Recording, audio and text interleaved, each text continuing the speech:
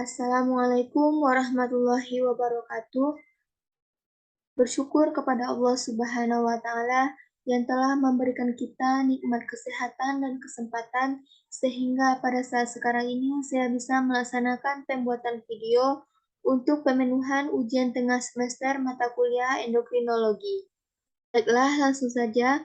Saya Yuni Pertiwi akan mencoba menjelaskan mengenai mekanisme kerja hormon signal transduction pathway implants dan mekanisme kerja hormon pada kadar glukosa darah. Yang pertama yaitu mekanisme kerja hormon signal transduction pathway implants. Sinyal kimia seperti hormon disebut juga dengan ligan yang akan ditransfer ke dalam sel tubuh melalui proses yang dinamakan dengan transduksi sinyal.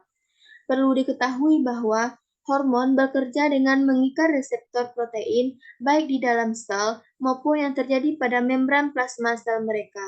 Pengikatan hormon steroid membentuk kompleks hormon reseptor yang mempengaruhi ekspresi dalam inti sel target. Sedangkan pengikatan hormon non-reseptor akan mengaktifkan messenger kedua yang mempengaruhi proses di dalam sel target.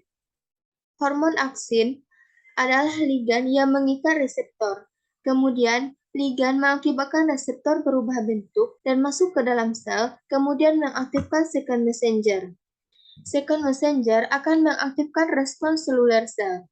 Respons seluler sel dapat menjangkau seluruh tubuh bagian tumbuhan dan dapat melakukan berbagai aktivitas seperti proses pemilahan sel, perubahan bentuk sel, dan perubahan genetik.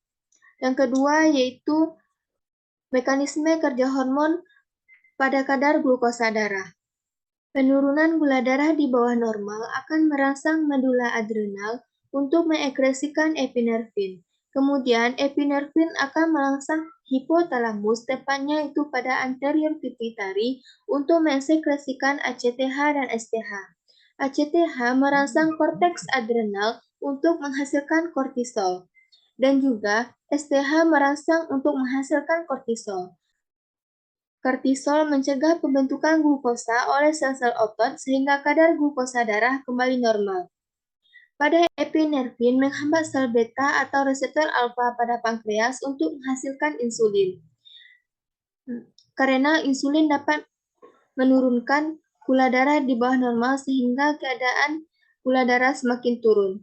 Dan juga epinefrin merangsang sel alfa atau reseptor beta untuk menghasilkan glukagon melalui aktivitas gluconeogenesis dan glikogenolisis di hati sehingga kadar glukosa juga kembali normal.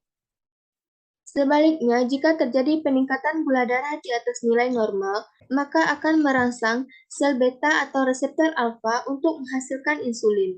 Insulin menyebabkan masuknya glukosa darah ke dalam sel di jaringan, sehingga kadar glukosa darah kembali normal.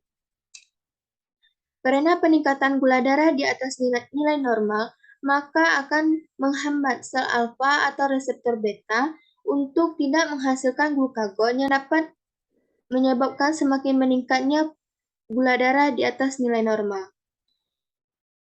Kerja insulin dimulai ketika hormon tersebut terikat dengan sebuah reseptor glikoprotein yang spesifik pada permukaan sel target.